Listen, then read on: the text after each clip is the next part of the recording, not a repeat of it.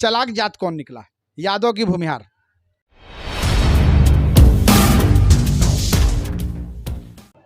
नमस्कार, आप देख रहे हैं नया बिहार न्यूज़। मैं अमित विक्रम। बिहार में नए सरकार का गठन हो गया है, मंत्रिमंडल का भी बंटवारा हो गया है और इसके साथ साथ स्थानीय स्तर पे लोकल राजनीति भी गर्म हो रही है। सामाजिक स्तर पे कई सारी चर्चाएं भी शुरू हो गई है कि कितने लोग मंत्री बने और किस जात के कितने मंत्री बने। हर जातीय सरकार में अपने हिस्सेदारी को लेकर चर्चा कर रही है और आज हम इसी कड़ी में मुजफ्फरपुर के दामूचक में हैं और भूमिहार समाज के नेताओं के बीच में बैठे हैं। भूमिहार समाज के नेताओं से हम बात करेंगे कि नए मंत्रिमंडल में जो आपको भागीदारी मिली है। 2 मंत्री बने हैं, जदयू से एक मंत्री बने हैं विजय कुमार चौधरी, जो पूर्व शिक्षा मंत्री भी रहे हैं और विधानसभा अध्यक्ष भी रहे हैं, और एक नए मंत्री बने हैं मास्टर कार्तिक, आरजेडी की तरफ से जो एमएलसी हैं और अनंत सिंह के खास लोग बताए जाते हैं और उन्हें कानून मंत्री बनाया गया है बिहार सरकार में। 2 मंत्री पहले भी थे जब जदयू और भाजपा का गठबंधन था और अभी भी जब जदयू और आरजेडी का गठबंधन हुआ है तो भूमिहार समाज से 2 मंत्री बने हैं। संख्या वही है, फिर भी समाज के लोगों का कहना है कि कहीं ना कहीं भागीदारी कम मिल रही है। क्यों कम मिल रही है, इसके बारे में भी हम चर्चा करेंगे। साथ ही साथ आरजेडी ने बहुत सालों के बाद भूमिहार समाज को मंत्रिमंडल में शामिल किया है, इस पे भी हम चर्चा करेंगे। कुछ भूमिहार समाज के नेता हमारे सामने बैठे हुए हैं, उनसे हम बातचीत करेंगे कि जो अभी नया मंत्रिमंडल का गठन हुआ है उसमें उनकी क्या राय है। हमारे सामने हैं केशव कुमार मिंटू जी हैं। मिंटू जी जो राष्ट्रीय भूमिहार ब्राह्मण परिषद के राष्ट्रीय सचिव भी हैं और अपनी बेबाक राय रखते हैं। हम उनसे सबसे पहले जानेंगे कि मिंटू जी, जदयू और भाजपा के गठबंधन में भी 2 मंत्री थे और अभी आरजेडी और जदयू का गठबंधन हुआ है, इसमें भी 2 मंत्री बने हैं, क्या कहना है इसके बारे में? सबसे पहले आपके चैनल को हम बधाई देते हैं कि इस ज्वलंत मुद्दा पर आप लोग बिहार के कोने कोने में घूमकर समाज की राय ले रहे हैं। अभी तो नया गवर्नमेंट बना है, नया गवर्नमेंट का जो क्रियाकलाप है इसको अभी वेट एंड वॉच की स्थिति में सभी समाज के लोग को रखना चाहिए। नहीं, हम ये जानना चाहते हैं मिंटू जी कि नए मंत्रिमंडल जदयू और भाजपा के गठबंधन के बाद जो जदयू और आरजेडी के जो गठबंधन हुआ है उसमें भूमिहार समाज के मात्र 2 ही मंत्री बने हैं, जबकि बड़ी बड़ी दावे हो रही थी कि आरजेडी ने इतना मौका दिया है, भूमिहार राजनीति अब A to Z की पार्टी हो गई, भूमाई समीकरण बन गया। आखिरकार इसका क्या मतलब निकला? बोचहा में भूमिहार समाज जो है काफ़ी बढ़ चढ़ कर आरजेडी के उम्मीदवार अमर पासवान जी को मदद किया, फिर भी एक ही सीट आरजेडी से, आखिर क्यों? भूमिहार समाज जो पिछला एनडीए गठबंधन था, अभी वर्तमान में जो नीतीश कुमार जो बीजेपी को लंघी मारे हैं, इससे पूर्व के जो एनडीए का गठबंधन में भूमिहार समाज जो है वह अपने को कहीं ना कहीं असहज महसूस करता था। उसके भूमिहार समाज के जो नेता थे वो मंत्री और पद प्रतिष्ठा पाकर अपने को खुशनसीब ज़रूर समझते रहे होंगे, लेकिन भूमिहार का जो मास समाज है, जय जनेरा जिसको कहा जाता है, भूमिहारों के जो समाज का अंतिम व्यक्ति था, वह अपने को असहज महसूस कर रहा था, चूँकि उसको जंगल राज और एनडीए जो अभी वर्तमान में एनडीए थी उसमें कोई ज़्यादा अंतर नहीं लग रहा था। जैसे एनडीए के जो मुखिया थे माननीय नीतीश कुमार जी, उन्होंने जो कदम उठाया, जो जैसे दारूबंदी, दारू लगातार अज्ञात रूप से बिक रहा है, गुटखाबंदी, गुटखा उसी तरह बिक रहा था, भ्रष्टाचार उतना ही चरम पर था, घूसखोरी उतना ही चरम पर था। पिछले लालू के राज में जिसको जंगल राज कहा जाता था और एनडीए का जो इस अभी कल से पहले का जो राज था उसमें कोई ज़्यादा अंतर नहीं था। इसलिए भूमिहार समाज के लिए अभी जो है स्थिति वेट एंड वॉच की रही है। इसलिए हम ये कहना चाहेंगे कि वर्तमान समय में जैसे एनडीए को, खास तौर पे बीजेपी को 90% से ऊपर भूमिहार समाज का वोट हर बूथ पर पड़ता रहा है। लेकिन रिजल्ट के तौर पर जब देखिएगा तो जब सत्ता में भागीदारी का हिसाब जोड़िएगा तो वहाँ पर भूमिहार समाज ठगा महसूस कर रहा था। भूमिहार समाज ठगा महसूस कर रहा था। बीजेपी में 90% वोट देने के बावजूद भी बीजेपी की तरफ से एक मंत्री मिलता था, और वो भी बहुत संघर्ष करने के बाद, बहुत लड़ाई लड़ने के बाद। हमारे सामने है अनिल कुमार सिंह जी, जो हैं, जो पूर्व एमएलसी प्रत्याशी रहे हैं, स्नातक से तिरहुत क्षेत्र से रहे हैं। हम बात करेंगे। अनिल जी, आप तो राजनीतिक पृष्ठभूमि से हैं और बड़ी लड़ाई लड़ते हैं, विश्वविद्यालय की लड़ाई लड़ते हैं, स्नातक के आप उम्मीदवार भी रहे हैं। क्या लग रहा है, आरजेडी ने जो एक मंत्री पद आपको दिया है, इसका क्या मायने है? क्योंकि आरजेडी जो है वो भूमिहारों की विचारधारा की पार्टी नहीं रही है। भूमिहारों ने पहले कांग्रेस को वोट दिया, फिर उसके बाद बीजेपी में शिफ्ट हो गए। आरजेडी ने क्या जो भूमिहारों को जो सीट दिया है, एक मंत्री पद आपको मिला है, क्या लगता है ये आरजेडी का मास्टर स्ट्रोक कहा जाएगा या सिर्फ भूमिहार वोट को खींचने की बात होगी? सबसे पहले मैं आपको बधाई देता हूं और आपको चैनल को बधाई देता हूं कि आपने इन मुद्दों को उठाया है हम लोगों के बीच में। हम लोग जिस समाज से आते हैं, समझदार प्रबुद्ध माने जाते हैं। हम लोगों को पूर्वजों का जो देन है समाज पर, वो बहुत ज़्यादा, किसी भी समाज से ज़्यादा देन शिक्षा, स्वास्थ्य सभी क्षेत्रों में है। तो हमारी भागीदारी होनी चाहिए, जो ज़्यादा से ज़्यादा होनी चाहिए। लेकिन हम लोग तो, हमारे समाज के लोग वोट करते थे एनडीए को। आज नीतीश कुमार खड़ा हैं तो भूमिहार समाज के बदौलत ही खड़ा हुए। भाजपा अगर बिहार में खड़ा हुई तो भूमिहार समाज की बदौलत ही खड़ा हुई। वोट भी भूमिहारों ने उनको दिया। लेकिन जो होना चाहिए, भूमिहार को जो प्रतिष्ठा मिलनी चाहिए, सो बीजेपी ने नहीं दिया। ये सारे आम भूमिहारों के दिमाग में बात, जिसका नतीजा आप बोचहा में देखे हुए हैं। अब रही बात आरजेडी की, तो आरजेडी को जितना हम मदद करते हैं उतना उन्होंने बना दिया, इसमें दो मत नहीं है। अब हमको इंतज़ार करना है कि आगे वो क्या करते हैं, उसी हिसाब से हम लोग भी सोचेंगे। कौन सी, मतलब सबसे बड़ा प्रश्न है, कौन सी राजनीतिक पार्टी बिहार में आपको मौका दे रही है? क्योंकि अब प्रश्न हो रहा है भागीदारी का, और अभी जो नई सरकार बनी है, राजद की सरकार बनी है, उस राजद की सरकार में ये बात तो तय हुआ ना कि यादव खुलकर आरजेडी को वोट करते हैं, तो आरजेडी ने 8 मंत्री बना दिए। भूमिहार 90% वोट भाजपा को करता रहा और 1 मंत्री पद। तो चालाक जात कौन निकला, यादव की भूमिहार? भूमिहार के साथ तो बीजेपी ने बहुत अन्याय किया। भूमिहार, जहाँ जहाँ भूमिहार जीतते थे उन सारी सीटों को उन्होंने गठबंधन में जदयू को दे दिया, जहानाबाद दे दिया, कटिहार दे दिया। एक सीट हमारा झारखंड में था कोडरमा, वो भी सीट उन्होंने भूमिहारों से छीन करके, जो कांग्रेस के समय भूमिहार जीते थे, बीजेपी में भूमिहार जीते थे, और नीतीश कुमार बैकवर्ड को सीट दे देते, वहाँ से खड़ा कर देते थे कटिहार। इसलिए भूमिहारों के साथ तो अन्याय किया है उन्होंने। लेकिन उसके बाद भी भूमिहारों ने काफ़ी वोट देकर उनको खड़ा किया है। अब आगे देखना है, अगर आरजेडी हम लोगों के साथ खुले दिल से आती तो हम लोग रहेंगे उनके साथ। आरजेडी खुले दिल से अगर भूमिहारों के साथ आती है तो भूमिहार समाज उसकी मदद करेंगे। हम बात कर रहे हैं नीतीश कुमार की। नीतीश कुमार ने अपने पार्टी का राष्ट्रीय अध्यक्ष भूमिहार समाज को बना के रखा है, ललन कुमार सिंह। राष्ट्रीय प्रधान महासचिव केसी त्यागी, बहुत लंबे समय से जदयू के राष्ट्रीय प्रधान महासचिव हैं। उसके बाद बिहार में देखा जाए तो विजय कुमार चौधरी, जो अभी काफ़ी महत्वपूर्ण, मतलब दूसरे नंबर के मंत्री हैं, वो काफ़ी महत्वपूर्ण विभाग उनको दिए गए हैं और 3 मंत्रालय उनके पास है। तो कहीं ना कहीं नीतीश कुमार भी भूमिहारों को प्रमोट कर रही है क्या? क्योंकि अभी जो, अगर हम भाजपा, जदयू और आरजेडी तीनों की बात करें तो ज़्यादा सम्मान तो आपको जदयू दे रही है। इस बात को हम नहीं मानते हैं। कैसे रही बात केसी त्यागी का, उन्होंने राज्यसभा उनको रिपीट नहीं किया। ललन सिंह की बात है तो ललन सिंह, अब हम उनको नीतीश जी के परिवार के माने या भूमिहार माने, हम इसमें हमको कन्फ्यूजन हो रहा है। और लोग उनके व्यक्तिगत लोग हैं। और ज़्यादा जो भी भूमिहार का सीट था, जहानाबाद भूमिहारों का सीट, इन्होंने क्यों नहीं भूमिहार को टिकट दिया?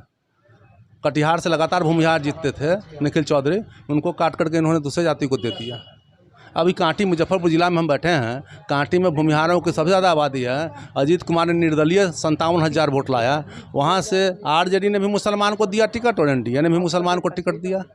ये क्या बात है? ये लोग कहते कुछ हैं, करते कुछ हैं, कहते ऊपर से कुछ दिखा देते हैं और अंदर अंदर भूमिहारों का पत्ता काटने पर लगे हुए हैं।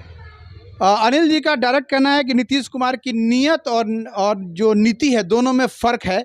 नीतीश कुमार सिर्फ दिखावे के लिए भूमिहारों के साथ है। अगर वास्तव में भूमिहार के साथ अगर वो रहते तो जहां भी बात सीट जो भूमिहारों की सीट कही जाती है उस पे वो अति पिछड़ा समाज के लोगों को स्थान नहीं देते। हमारे सामने हैं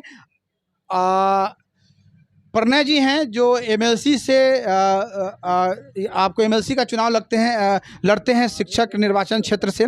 हम बात करेंगे प्रणय जी से। काफ़ी संघर्ष कर रहे हैं प्रणय जी। भूमिहार राजनीति के बारे में आपका क्या राय है प्रणय जी? जो अभी वर्तमान सरकार बनी है उसके बारे में आप क्या कहना चाहते हैं? देखिए, जो भूमिहार राजनीति की बात है, हमारा अपना मानना है कि राजनीति में हम किसी एक के प्रति समर्पित न हो। हमको वेट एंड वॉच करना चाहिए कि हमको कहाँ से मौका मिल रहा है और कौन मौका दे रहे हैं। हम अपने समाज के लोगों को भी बराबर जितना हमारी क्षमता है उस हिसाब से बीच में जो बात आती है तो हम कहते भी हैं कि पहले से ही एक तरफा नहीं होना चाहिए। आज खुशी की बात है कि ठीक है, जो राजद समर्थित सरकार बनी है उसमें भी हम राजनीति में शुरू से प्रतिनिधित्व करते रहे हैं। सिर्फ राजनीतिक क्षेत्र में ही नहीं, सामाजिक क्षेत्रों में भी हमारा देखिएगा, हमारे समाज के लोगों का देखिएगा, हम लोगों ने महत्वपूर्ण योगदान दिया है। लेकिन उसके बावजूद जो कोई भी पार्टी है, आज एक स्थिति बन गई है बिहार के अंदर खास करके कि सभी लोग इस समाज का सिर्फ उपयोग करना चाहते हैं, हमारे समाज का उपयोग करना चाहते हैं। और जहां प्रतिनिधित्व की बात होती है वह यह करके इनकार कर देते हैं कि अन्य समाज का वोट नहीं आ रहा है। तो जब हम दूसरे समाज के लोगों को वोट करते हैं तो वो हमको अगर वोट नहीं करेंगे तो फिर हम उनको कैसे वोट करेंगे? इसलिए हम अपने समाज के लोगों को बराबर कहते हैं और आगे भी हमारा यही मानना है कि राजनीति में अपना प्रभुत्व रखने के लिए वेट एंड वॉच करना पड़ेगा। और कोई भी पार्टी हो, जब आप हमको सम्मान दीजिएगा वहीं पर हम भी आपको सम्मान देंगे। आप हमको सम्मान नहीं दीजिएगा। प्रणय जी आपकी बात को काट रहे हैं, आप कह रहे हैं कि हमें सभी दलों का बन के रहना चाहिए। यादव समाज बड़ी संख्या में आरजेडी के साथ है, मतलब आरजेडी मतलब यादव। आज 8 मंत्री बने हैं। सर्वदलीय होने का नुकसान तो भूमिहार को उठाना ही पड़ रहा है। आप किसी एक दल के नहीं है, जिसका नतीजा है कि भाजपा भी आपको एक ही मंत्री पद देती है, जदयू भी आपको एक ही मंत्री पद देती है और आरजेडी भी आपको एक ही मंत्री पद देती है। तो आपको इसका फ़ायदा हो रहा है कि नुकसान हो रहा है? जब आप एक दल के नहीं बन के रह रहे हैं तो किसी दल ने आपके ऊपर विश्वास नहीं किया, हम नहीं किया। क्या कहना है इसके बारे में? इस बात का हम खंडन करते हैं, क्योंकि बिहार में आप तो पत्रकारिता से जुड़े हुए हैं लेकिन हम लोग भी सामाजिक काम करते हैं। बिहार में एक पार्टी के प्रति पिछले 25 वर्षों से हम लोग वफादार हैं। लेकिन आप जो आरजेडी की बात किए हैं, आरजेडी में और यादव में और हम में सिर्फ यह फ़र्क है कि आरजेडी का नेतृत्व उसी समाज के लोग करते हैं और आज के तारीख में हमारे समाज के लोग किसी भी पार्टी का मुख्य रूप से नेतृत्व नहीं कर रहे हैं। इससे हमको वंचित कर दिया जाता है और वोट के समय हम वफादारी के तहत पिछले 25 वर्षों से एनडीए को वोट करते आ रहे हैं। इसमें कहीं दो राय नहीं है। हमारे कई शीर्ष नेता भी दूसरे पार्टी से आए हैं, वहाँ पर कई जगहों पर हमने उनको नकारने का काम किया, जिसका खामियाजा हम भुगत रहे हैं, न कि बार्गेनिंग का खामियाजा भुगत रहे हैं। और भी समाज के लोग हैं यहीं पर, आप देखते होंगे बिहार के अंदर कि इस क्षेत्र में किसी और पार्टी को समर्थन देते हैं जहाँ से उनके जाति के उम्मीदवार होते हैं, दूसरे क्षेत्र में किसी अन्य पार्टी को जहाँ से उनके जाति के जिस पार्टी से उम्मीदवार होते हैं, और उनको हर मंत्रिमंडल में जगह मिलता है और हम एक के प्रति वफादार होके हमको कहीं जगह नहीं मिल रहा है। नहीं, तो ये प्रश्न है कि आप एक के प्रति वफादार हो रहे हैं और जो आपने वफादारी की उस पार्टी ने भी तो आपको सम्मान नहीं दिया। हमारा प्रश्न है कि भारतीय जनता पार्टी ने आपका वोट लिया, 25 वर्षों से आप भारतीय जनता पार्टी के साथ है। खासकर मुजफ्फरपुर में तो उसका उदाहरण भी देखने को मिला है कि यहाँ पर कांग्रेस ने अखिलेश सिंह को उम्मीदवार बनाया और भाजपा ने अजय निषाद को उम्मीदवार बनाया और आपने अजय निषाद को वोट किया, भाजपा को वोट किया। नतीजा क्या हो गया कि आज अजय निषाद जो है भूमिहारों को गाली देते हैं, भूमिहारों को लताड़ते हैं और भूमिहार खुशी खुशी जो है अजय निषाद को अपना नेता मानने को स्वीकार है। तो कहने का मतलब है कि भाजपा ने आपके साथ धोखा किया, तो भाजपा के प्रति भूमिहारों की क्या सोच है, हमको ये बताइए। नहीं, मेरा यही तो मेरा कहना था कि हम जिसके लिए वफादार हैं उससे भी अगर मेरा सम्मान नहीं मिल रहा है तो हमको वेट एंड वॉच करना चाहिए और अन्य जाति के लोग जिस तरह से अपने सीट के आधार पर जहां हमको आप महत्व दीजिएगा उस जिला में बगल में हम भी आपको महत्व देंगे, नहीं हमको जहां महत्व दीजिएगा, ऐसा नहीं अब चलेगा बिहार में कि आप एक सीट दे दीजिएगा और पूरे बिहार के लोगों को कहिएगा कि एक मत होके हमारे पार्टी का समर्थन कीजिए। हमको भी हर जिला में सीट चाहिए, हर क्षेत्र में जो है हर 10 विधानसभा पर हमारा भी 1-2 कैंडिडेट उतरना चाहिए। किसी जिला में आप कहते हैं इधर नगण्य है, आपका संख्या कम है, जहां हमारी संख्या है वहां कितने हमारे विधानसभा के प्रत्याशी आप खड़ा करते हैं? जिस जिला में हमारी संख्या कम है वो तो कह देते हैं कि चलिए उधर जाइएगा, आप कोसी क्षेत्र में आपकी संख्या कम है, लेकिन बेगूसराय में हमारी संख्या है, हमारी मुजफ्फरपुर में संख्या है, हमारी नवादा में संख्या है, वहाँ तो हमको मिलना चाहिए ना 70% सीट। इसलिए बड़ी बात है। आपको प्रणय जी का कहना है कि जहाँ संख्या है वहाँ सीट की संख्या बढ़नी चाहिए। आरजेडी के बारे में हम जानना चाहेंगे कि अभी जो मास्टर कार्तिक सिंह को जो आरजेडी ने एमएलसी होने के बावजूद भी मंत्री बनाया, मतलब भूमिहारों के वोट के प्रति अपनी आस्था व्यक्त की कि भूमिहार हमें वोट दें, भूमिहार को अब हम उम्मीदवार भी बना सकते हैं। आरजेडी, क्योंकि आप आरजेडी में उपेक्षित थे, आरजेडी में आपका कोई स्थान नहीं था और आरजेडी ने ये एक मास्टर स्ट्रोक कह सकते हैं कि मास्टर स्ट्रोक खेला है। क्या लगता है कि आरजेडी को इसका लाभ मिलेगा? भूमिहार आरजेडी की तरफ जाएंगे क्या? निश्चित तौर पर अगर वो हमारे सम्मान के साथ हमारे साथ हाथ मिलाएंगे, हमारा सम्मान करेंगे, तो आरजेडी और भाजपा कुछ नहीं होता है। राजनीति में हमारे विचार को जो लोग लेके आगे बढ़ेंगे उस पार्टी के साथ हम कहीं भी जा सकते हैं, वो तो हमारे विचार की बात है। इसलिए आरजेडी से कोई हमारा वैसा दुश्मनी तो नहीं है, खानदानी दुश्मनी है नहीं। हम समर्थन के लिए, सम्मान के लिए ही हम बात करते थे। अगर सम्मान देने के लिए तेजस्वी यादव आगे बढ़े हैं तो निश्चित तौर पर उनका स्वागत होगा। सम्मान देने के लिए तेजस्वी यादव आगे बढ़े हैं तो निश्चित तौर पर उनका स्वागत होगा। हमारे सामने हैं हिंदुस्तानी अवाम मोर्चा के युवा नेता हैं अमित कुमार जी, हम इनसे बात करेंगे। अमित जी, सरकार में आप भी शामिल हुए हैं, मांझी जी को 1 सीट मिला है, जबकि 2 सीट की उम्मीद जताई जा रही थी और एक तो उन्होंने अपने बेटा को मंत्री बनाया और एक अनिल कुमार जो टिकारी से विधायक है उनके मंत्री बनने की चर्चा थी। क्या लग रहा है मांझी जी भी भूमिहारों के साथ धोखा कर दिए क्या? ऐसा नहीं है। मांझी जी अगर भूमिहारों के साथ धोखा किए होते तो डॉक्टर अनिल कुमार सिंह पार्टी में नहीं होते, और पार्टी के एक वरिष्ठ नेता हैं और पार्टी में उनकी अच्छी छवि है और पार्टी चलाने में उस कदम से कदम मिला करके पार्टी को चलाते हैं अनिल जी। तो अनिल जी के मंत्री के लिए आप देखे होंगे मीडिया में भी आदरणीय मांझी जी ने बात की थी कि मुझे 2 मंत्री बल चाहिए, तो उसमें एक अनिल बाबू का ही नाम था। मांझी जी ने बात रखी थी नीतीश कुमार के सामने कि 2 मंत्री पद चाहिए, एक अनिल बाबू को और एक मेरे बेटे संतोष कुमार सुमन जी को। ये बात अमित जी का कहना है, मिला तो नहीं। हमारी बात है कि सपने बहुत हैं लेकिन सच्चाई क्या निकली, मिला तो नहीं। तो क्या मांझी जी भी परिवारवाद और अपने बेटा को ही प्रमोट करने में लगे हुए हैं? अगर मांझी जी परिवारवाद करते हैं तो आप प्रफुल्ल मांझी जी के बारे में पता कर लीजिएगा। साधारण कार्यकर्ता जो पैदल चल करके और विधानसभा का चुनाव जीता। ऐसा नहीं है कि मांझी जी ने परिवारवाद किया है। मांझी जी ने ऐसे लोगों को टिकट दिया है जिसके घर रहने के लिए घर नहीं था, जिसको बैठने के लिए कुर्सी नहीं थी। आप दोनों सरकार में रहे हैं, अभी भाजपा और जदयू की सरकार रही, उसमें भी आप महत्वपूर्ण साथी रहे। 4 सीट आपके महत्वपूर्ण विधायक थे जिसके बल पर 123 नंबर का जो जादुई आंकड़ा था वो नीतीश कुमार ने पूरा किया था और अब 165 है। क्या मांझी जी का कद एनडीए में घटा है? क्या मांझी जी का कद जो है वो महागठबंधन में घट गया क्या? महागठबंधन में मांझी जी का कद नहीं घटा है। मांझी जी एक सशक्त नेता है और जिस समाज का वो नेतृत्व करते हैं, एक बड़ा नेतृत्व है, महादलित चेहरा है। तो मांझी जी हर जगह मजबूत है, इस जगह भी मजबूत हैं। और मांझी जी आगे चल करके एक बड़ी राजनीति जो होगी बिहार में अब बदलाव होगी, उसका सबसे महत्वपूर्ण भूमिका और महत्वपूर्ण नाम मांझी जी का होगा। अभी वर्तमान में भूमिहार राजनीति के बारे में आपसे बात करेंगे अमित जी कि सम्मान और इज्जत जो है वो आपको नहीं मिला। सम्मान और इज्जत की हम बात कर रहे हैं। भूमिहार समाज अब अपने लिए राजनीतिक पृष्ठभूमि तैयार कर रहा है, नई राजनीतिक दल की तलाश कर रहा है। भाजपा से नाराज़गी मिली है और जदयू से भी नाराज़गी मिल रही है। एक मंत्री पद, मतलब समझिए कि भीख मिल रहा है आपको राजनीति में। क्या कहना है अब भूमिहार लोग क्या करेंगे?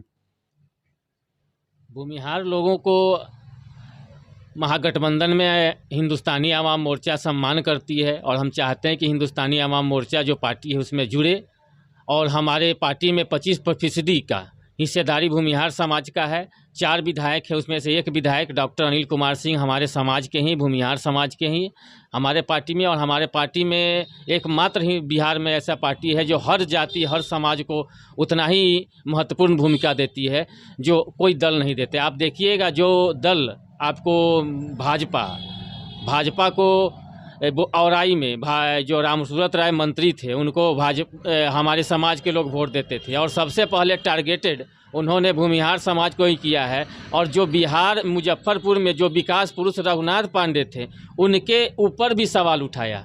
अब मैं बताना चाहता हूं कि रामसूरत राय घर से जब बाहर निकलते होंगे जो सामने सड़क होगी वो भी किसी भूमिहार का होगा। अगर वो घर से बाहर निकलते हैं जो कि स्कूल में पढ़े होंगे वो भी किसी भूमिहार का होगा। अब LS college, RDS college, science college, engineering college, medical college Bhumihar का होगा। और उस आदमी को उन्होंने गाली देने का और विधानसभा में नाम लेने का किया तो एनडीए ने भूमिहार समाज को ठगा है। महागठबंधन धीरे धीरे भूमिहार समाज को एकजुट करने में लगी है और आने वाले समय में आप देखिएगा महागठबंधन में हिंदुस्तानी अवाम मोर्चा में भूमिहार भारी तादाद में आएंगे। आपको अमित जी का कहना है कि अगर भूमिहारों को अपनी राजनीति बचानी है, अगर समाज में प्रतिष्ठा पाना है तो मांझी जी के साथ जुड़े। मांझी जी तो कभी कभी ब्राह्मणों को गाली दे देते हैं, ब्राह्मण को कहते हैं कि ब्राह्मण जो है सो मतलब बहुत सारी गालियाँ देते हैं जो सोशल मीडिया पे हम नहीं बोल सकते हैं। तो उस स्थिति में आप कह रहे हैं कि भूमिहारों को मांझी जी के साथ जुड़ना चाहिए, तो क्या मांझी जी भूमिहारों को सम्मान देंगे कि फिर गाली देने लगेंगे?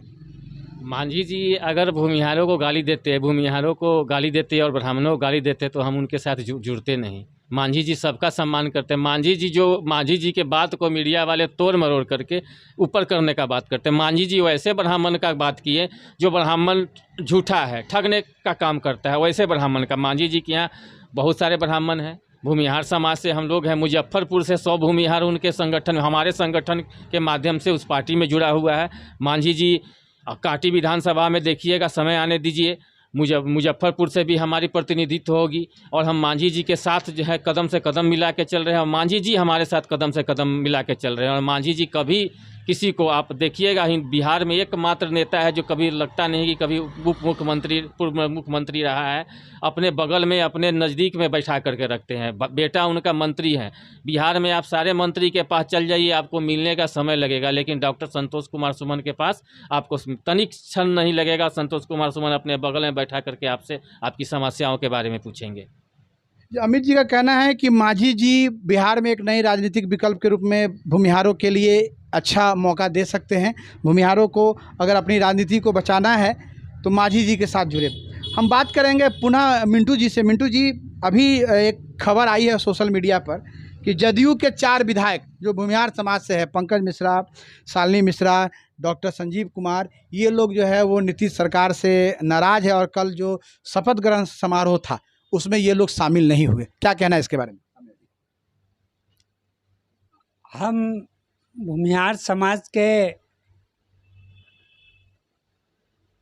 प्रति अपनी आस्था रखते हैं। वे सभी हमारे समाज के प्रतिनिधित्व कर रहे हैं और अपने अपने दल में अच्छा छवि बनाकर उन्होंने हैसियत बनाकर टिकट को जीता है, उस क्षेत्र से प्रतिनिधित्व कर रहे हैं। तो निश्चित तौर पर सभी लोगों का महत्वाकांक्षा है, सभी युवा हैं, कर्मठ हैं, योग्य हैं।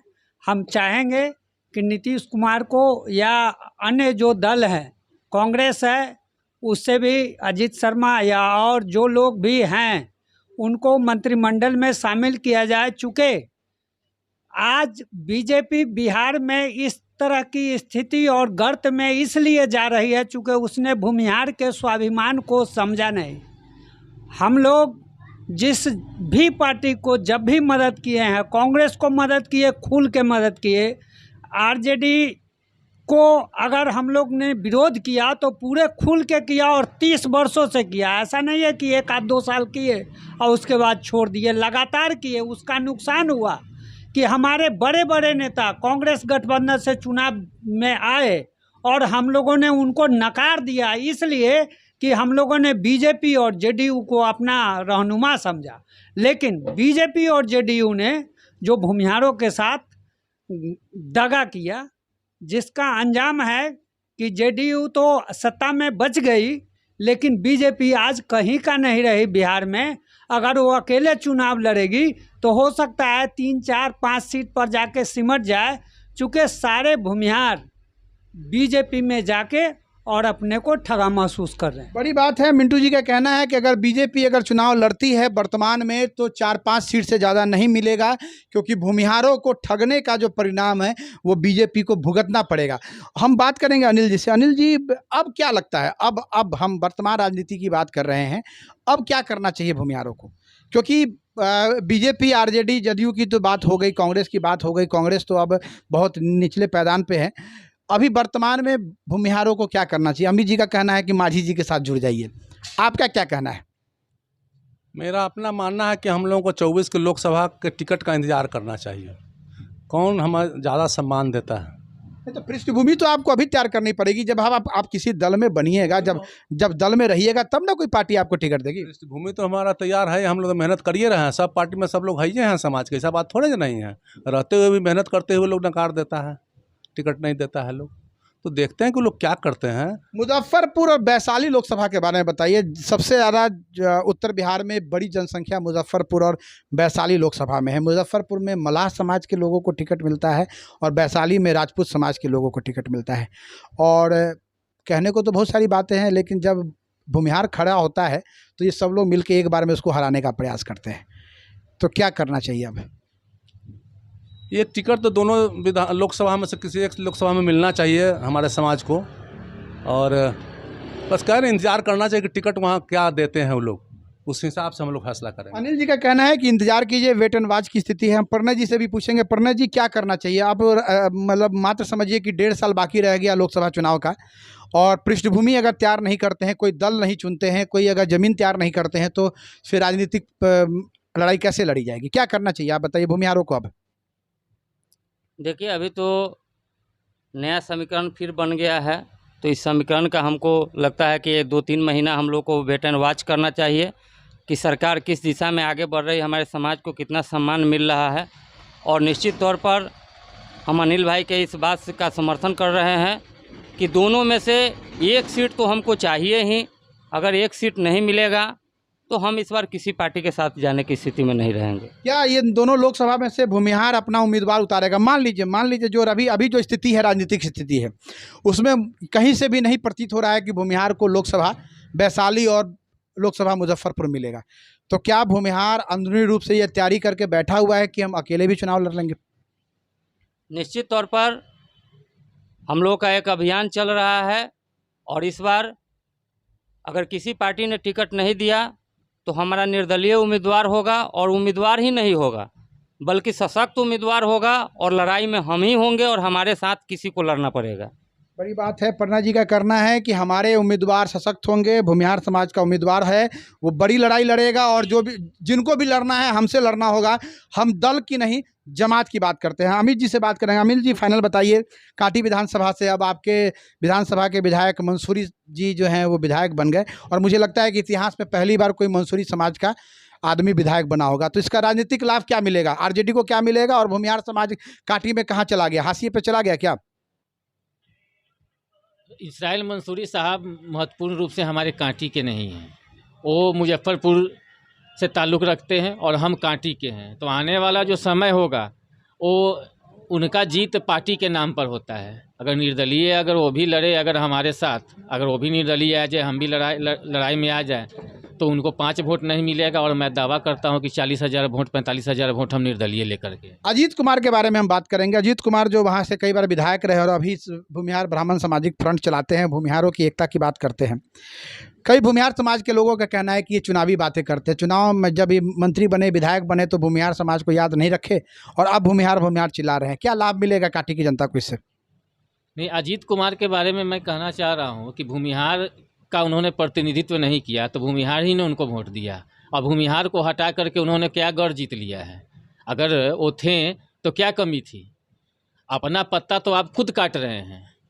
आज आरजेडी से आदरणीय मंत्री भी बने इसराइल मंसूरी जी, एक अच्छे व्यक्ति हैं इसराइल मंसूरी भी, लेकिन आप अगर काटे भी तो उस समय हम महागठबंधन में नहीं थे, एनडीए में थे, तो आप अपने समाज को भी वोट नहीं दिए, एनडीए को भी वोट नहीं दिए, महागठबंधन को वोट दिए। तो आप तो अपना पत्ता खुद काट रहे हैं। सबसे पहले भूमिहार समाज एकजुट हो, अपने लोगों को देखे, अच्छा प्रतिनिधित्व को चुने।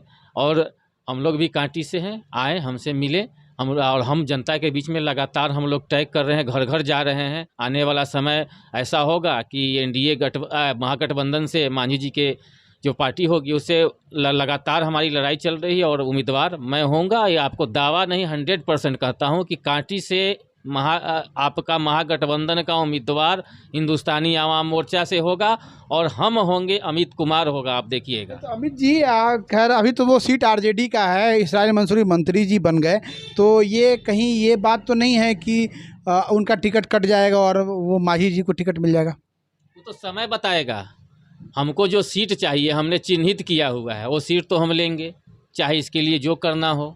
नहीं तो ये तो खैर व्यक्तिगत बात होगी। हमारा प्रश्न ये था कि अजीत कुमार जो कांटी के 3 टर्म विधायक रहे, मंत्री भी रहे, अब उनकी राजनीतिक पृष्ठभूमि क्या होगी? क्योंकि अभी वो किसी दल के साथ नहीं है और दलगत चुनाव हो रहा है, दल के द्वारा प्रतिष्ठा मिल रही है, मंत्री पद मिल रहा है।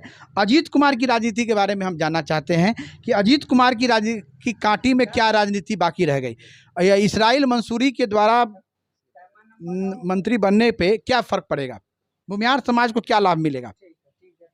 देखिए, अभी कोई दल में आदरणीय अजीत कुमार जी नहीं हैं। अजीत कुमार जी भूमिहार ब्राह्मण फ्रंट चला रहे हैं, तो फ्रंट के नाते में उन्होंने बहुत दिनों तक कांटी में उन्होंने शासन अपना चलाया है, लोगों के बीच रहे हैं। और हमें लगता है कि आने वाले समय में अब उनको उस जगह से हटना चाहिए और हम लोग उस लाइन में हैं। हम लोगों को भूमिहार ब्राह्मण सामाजिक फ्रंट के माध्यम से मदद करना चाहिए और जो कमी है अब उन्होंने देखा है, अब हम लोगों के हाथ में सत्ता होनी चाहिए। युवा नए प्रतिनिधित्व की बात कर रहे हैं अमित जी, कहीं ना कहीं युवा राजनीति की बात हो रही है कि अब भूमिहार समाज को युवा नेतृत्व की तरफ भागना चाहिए। अजीत कुमार जी को भूमिहारों ने लंबा समय दिया, लंबी छलांग भी उनको दी, मंत्री भी बने, भूमिहार के समाज के नाम पर विधायक बने, मंत्री भी बने। अब सम्मान जो है युवाओं को मिलना चाहिए। हम मिंटू जी से बात करेंगे। मिंटू जी, अब हम वर्तमान रूप में बात कर रहे हैं कि सब लोगों ने कहा कि वेट एंड वॉच करना चाहिए भूमिहार को। आपका क्या कहना है? भूमिहार को क्या करना चाहिए? आरजेडी की तरफ जाना चाहिए, जदयू की तरफ जाना चाहिए, बीजेपी की तरफ जाना चाहिए? जदयू ने आपके समाज के एक व्यक्ति को राष्ट्रीय अध्यक्ष बनाया हुआ है, विजय कुमार चौधरी जी को बिहार कैबिनेट में महत्वपूर्ण मंत्री बनाया है, 3 मंत्रालय दे रखे हैं। तो जदयू की राजनीति अच्छी हो रही है कि आरजेडी, मतलब ये आरजेडी के बारे में जहां भूमिहार वोट भी नहीं देता है और आरजेडी ने किसी तरह से खोज करके एक भूमिहार को मंत्री पद दे दिया, तो भूमिहार की राजनीति किधर जानी चाहिए?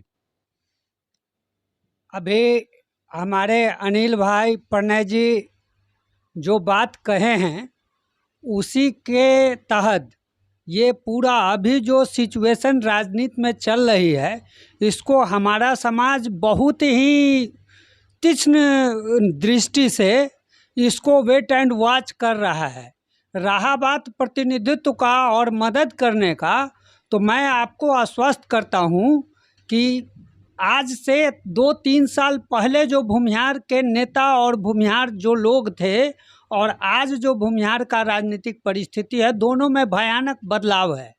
पहले लोग आँख मूंद के राष्ट्र, धर्म, देश के स्तर पर वोट डालते थे और वो तमाम जगह पर अपने को ठगा महसूस करते रहे हैं।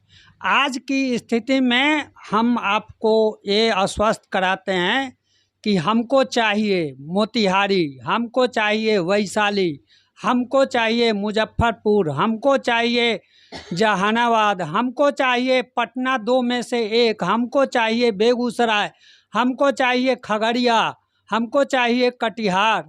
आज का जो स्थिति बना है, इस स्थिति में हमारे इस तरह का प्रतिनिधित्व जो भी आदमी एमपी के स्तर पर जो पार्टी हमको 6 से 7 प्रतिनिधित्व सिंगल पार्टी जो देगा, हम पूरे समाज प्रयास करेंगे कि हम उसके साथ जाए। आपको लगता है कि ऐसा हो पाएगा? आपने जितने सीटों की बात की है, उत्तर बिहार में तो आपको 1 सीट वो भी लोकसभा में कांग्रेस के द्वारा मतलब महागठबंधन के द्वारा मोतिहारी सीट दिया गया, जहां अखिलेश सिंह के बेटा आकाश कुमार सिंह खड़े हुए। एनडीए के द्वारा तो उत्तर बिहार में एक सीट भी आपको नहीं प्राप्त हो रहा है लोकसभा का। तो आप क्या, हम रणनीति की बात करना चाह रहे हैं कि भूमिहार समाज की रणनीति किधर जाएगी? सीट अपनी जगह है, आपको अपनी सीट के लिए किसी दल से के साथ मजबूती से खड़ा रहना होगा। उस स्थिति में आप किधर जा रहे हैं? आप अमित जी ये बात आश्वस्त हो लीजिए, किसी दल भारत के अंदर किसी राजनीतिक दल के सिद्धांत में, उसके केंद्रीय नेतृत्व में ये ताकत नहीं है कि भूमिहार समाज को बिहार से वॉकआउट करके और वो अपना राजनीति साध ले। इसलिए बार बार मैं आपको कहता हूँ, आप नेता हैं और एक किसी चैनल के और सामाजिक कार्यकर्ता के तौर पर आपको आश्वस्त कराता हूँ कि बिहार के अंदर किसी भी राजनीतिक पार्टी के राष्ट्रीय अध्यक्ष और उसके नीति के औकात से बाहर की बात है भूमिहार के राजनीति को नज़रअंदाज करके चलना। और आपने कहा है कि आप इतना सीट मांग रहे हैं, आप कौन जीवन में जी रहे हैं? ये सीट, हम वही सीट मांग रहे हैं जो हमारे पुरखे कभी सारे के सारे सीटों पर एक साथ जीता करते थे। वो भी नहीं है कि एक जनरेशन गैप करके दूसरे जनरेशन में जीता करते थे।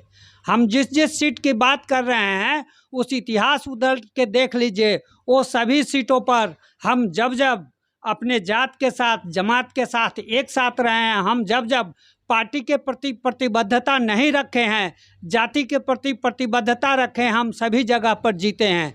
जिस दिन से हमारा नेतृत्व, हमारा समाज पार्टी के प्रति प्रतिबद्धता रखा है, उस दिन से हमारा वार्ड में जितना मुश्किल हो गया है।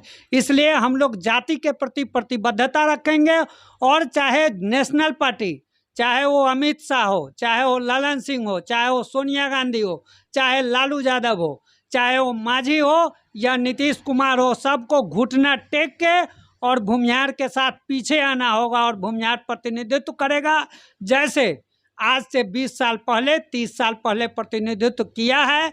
मुजफ्फरपुर का सांसद, वैशाली का सांसद क्या भूमिहार नहीं हुआ है? मोतिहारी का सांसद भूमिहार नहीं हुआ है?